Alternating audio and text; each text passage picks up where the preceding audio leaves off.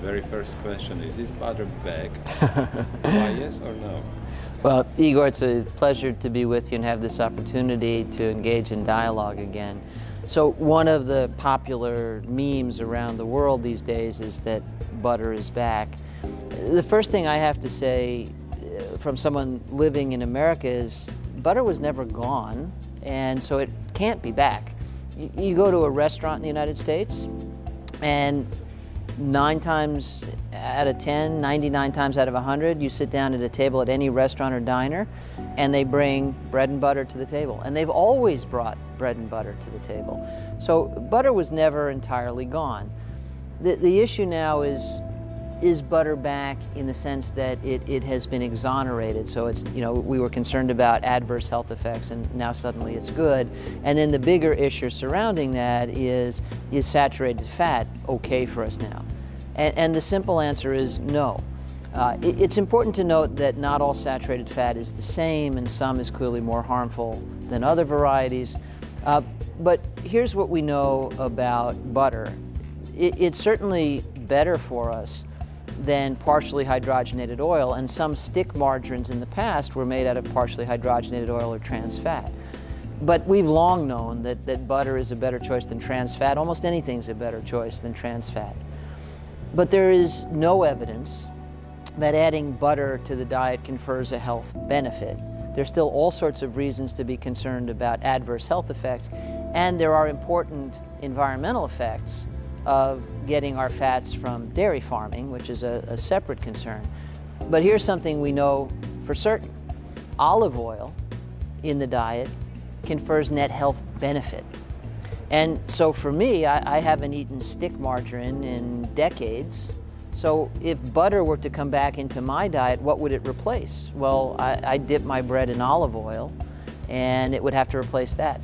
And that's clearly a bad idea. The olive oil is decisively better for me than the butter.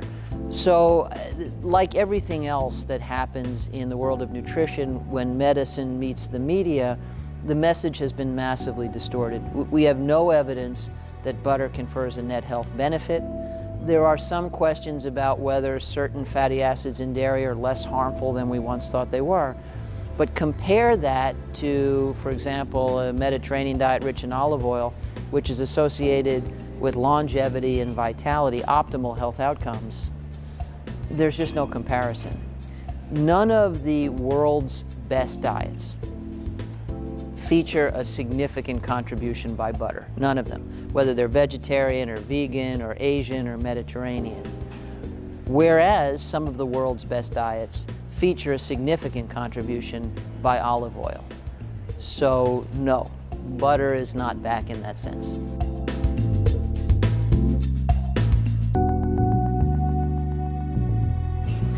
I have much bigger concerns about bacon than I do about butter.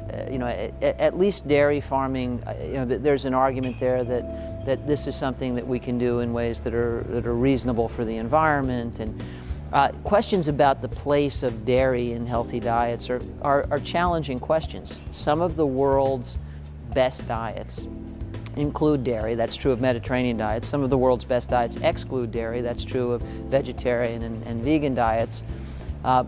But processed meat plays virtually no role at all in any of the world's best diets. So how bacon evolved into almost a cultural joke here in the United States. You know, that basically there's a competition in advertisements to see who can use more bacon and who can put bacon into more creative places, like putting it inside the crust of the pizza. I think that's a travesty, and I think it's tragic, because processed meat is decisively and consistently associated with adverse health outcomes. It's associated with increased risk of chronic diseases, it's associated with cardiovascular disease, it's associated with premature mortality. And within the past year or two, the World Health Organization has identified processed meat as an important carcinogen. And the evidence linking processed meat consumption, and bacon is a processed meat, with increased risk of cancer is quite strong. The other thing to consider is how bacon is produced. It involves raising and slaughtering pigs, and frankly, the world needs to eat much less meat for the sake of the planet, for the sake of the environment, water, the climate, and all of that. But in terms of human health effects, there is no argument for including bacon in the diet. There could be an argument for those who are so inclined to include fish or seafood or lean meats, game, but processed meats like bacon, there is no argument for it based on health. There's no argument, certainly based on environmental issues. The only argument for bacon, the only one, is that it tastes good and people like it.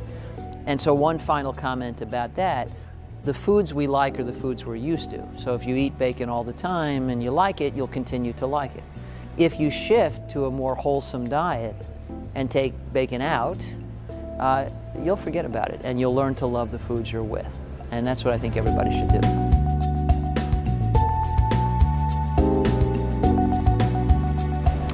There's no question that the cooking oil, the kitchen oil, most consistently and convincingly associated with health benefit is olive oil. Extra virgin olive oil, cold pressed, that's the best because you get not just the rich concentration of monounsaturated fat, but with the extra virgin olive oil, cold pressed, you also get a pretty high concentration of antioxidants that are native to the olive.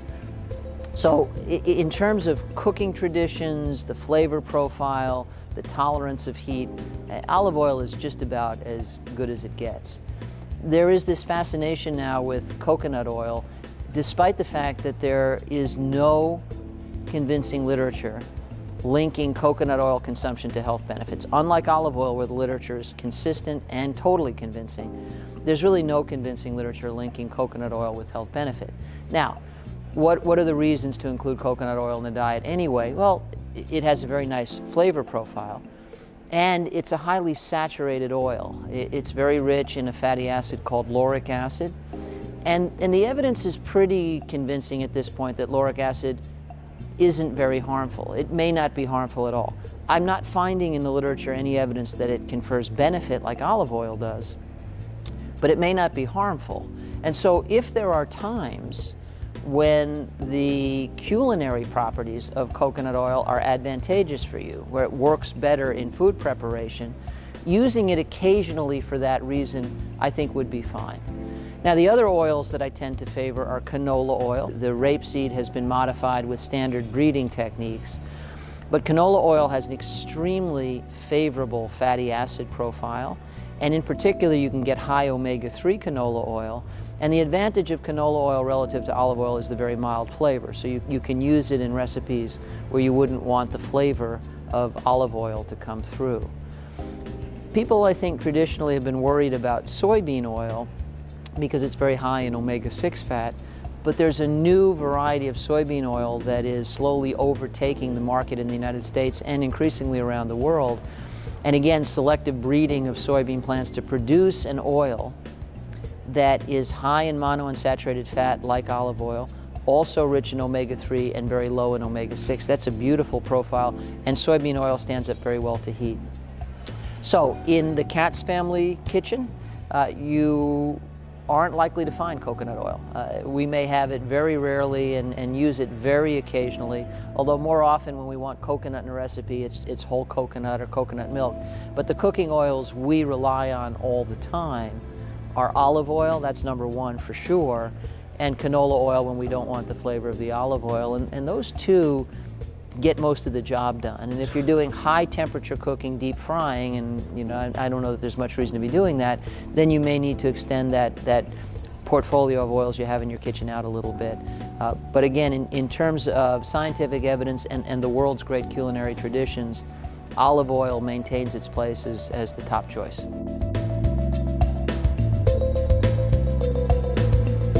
The fat sources in my diet first would be nuts and seeds.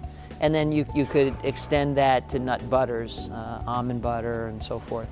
But nuts and seeds, olives and olive oil, avocado, and then we still include in my family's diet some fish and seafood, so we're getting some fat there. So when I eat salmon, obviously I'm getting fat from there. But those are the principal sources of fat in my diet. And I get a fair amount of fat from those sources. And I'm not looking to minimize my fat intake.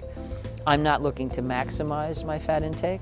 I don't really worry too much about my fat intake. What I do make sure is that the fat in my diet comes from wholesome sources, and it's the best kinds of fat. And I think where it lands is generally somewhere around 20% of my calories, but it's not like I'm aiming for that particular target. I just choose every day wholesome foods and sensible combinations.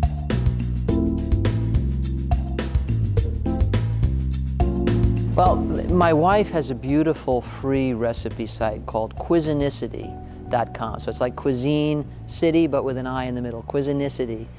And she did a post about sugar based on many of my columns, and the title she used was Put Sugar in Its Place. And her point as a cook who makes absolutely wonderful food, and you can help yourself to all those recipes, is that if you don't drink soda, if you don't drink if you don't eat highly processed junk food, if you don't mistakenly buy foods that have added sugar where it doesn't belong, because sugar is routinely added to bread and crackers and pasta sauce and salad dressing, if you avoid all of that, if you don't eat sugary breakfast cereals, there isn't much sugar in your diet throughout the day, and then when it's time for dessert, if you want to put a little bit of sugar in a really great recipe, there's room for it. You're still way below the average intake of sugar. You're way below the level of sugar intake that's likely to be harmful. And what you get by using a little bit of sugar in the right place is pleasure. And, you know, frankly, I think food should be pleasurable. And the tagline at Cuisinicity is love the food that loves you back. And the idea is that I want to be healthy and vital. I get pleasure out of that. But I want to eat food that I enjoy eating, and I can have both. So that's what we do. We put sugar in its place. So the sweetener in my diet is actual sugar from cane most routinely, and maybe sometime from sugar beets. Other than that, we use other flavorings that pretty much obviate the need for sugar. So, you know, for example, a lot of people will add sugar to oatmeal. I never do, but I may add fresh fruit. And the fruit is sweet. That does the job for me. So I would say a sweetener in my diet is blueberries, and a sweetener in my diet is raspberries, and a sweetener in my diet is strawberries, and a sweetener in my diet is an apple, and a sweetener in my diet is a banana. Exactly.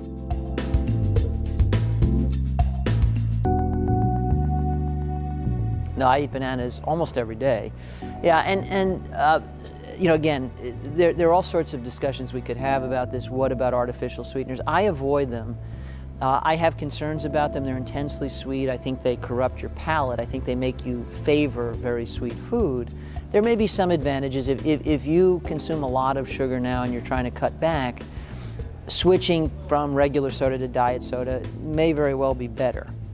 But I think you want to keep going. You want to use that only as a stepping stone. And this is a really important point, Igor.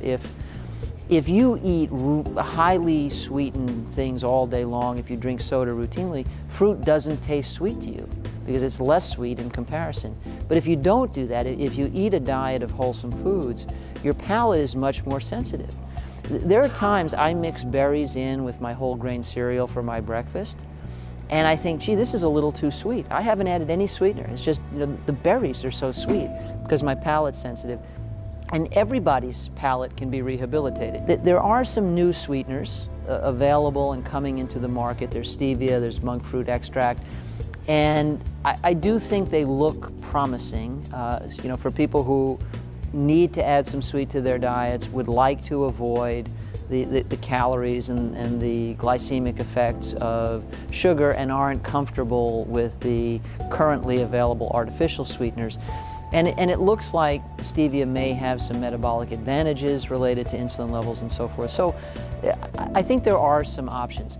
In terms of all of the caloric sweeteners like agave nectar and different varieties of sugar, and white sugar versus brown sugar and molasses and honey. There are all sorts of health claims made, but it's a lot more hype than science. And the simple reality is most of us have a lot more added sweeteners in our diets than is good for us, and we really ought to cut down the total quantity and just leave sugar in that place where it can confer the greatest addition of pleasure in relatively small quantities.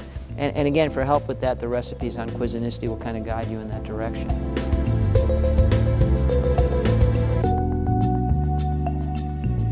As you well know, Igor, the mission of the American College of Lifestyle Medicine is exactly that, to use lifestyle as medicine, and not just to use it to keep healthy people healthy or make people healthy, but also to use it to treat and reverse disease. But you're asking a bigger question: how do we get our colleagues to buy in? And you know, there are many challenges, because it's our colleagues that we need to convince, but it's our culture that we need to overcome, right? So, you know, if someone has diabetes and they're prescribed a medication, they don't go outside the door and immediately get bombarded with temptations to not take their medication. But they do get bombarded with temptations to abandon the good advice they just got about diet or physical activity. So yes, we need to persuade our colleagues that lifestyle is incredibly effective medicine, and we do that the way healthcare professionals always persuade one another, with evidence. The evidence is very strong. Evidence proving what lifestyle can do, that it can reverse coronary disease, that it can prevent and reverse diabetes, that it can have stunning effects on weight, that it can change the expression of our genes in a way that reduces the risk for cancer. All of that evidence is available, that it can change the length of our telomeres, caps at the ends of our chromosomes that correlate with life expectancy. So we have all of that evidence, but the other thing we need to do is convince one another that if we focus on lifestyle, we can actually get our patients to change their behaviors. Part of that is relying on our patients to do the hard work of changing behavior, but I think part of it also needs to be changing our cultures. Here in America, we have these advertising campaigns that run constantly that basically tell people giant-sized bacon cheeseburgers are wonderful things, and highly sugary cereals are fine for kids' breakfasts, and donuts are fine for breakfast, and toaster pastries are fine for breakfast. Our culture tells us this every day. What is the likelihood that patients are going to be able to follow good advice they get from a healthcare professional when they go out into a culture that tells them, don't listen, it's fine, have the bacon cheeseburger, have the toaster pastries, have the donuts? We have to get those two things aligned. The evidence is overwhelmingly in our favor, but we have to do lifestyle in medicine, where healthcare professionals advocate for this, and we have to do lifestyle as medicine, where all of us together are advocating for culture change so that the world doesn't conspire against our efforts.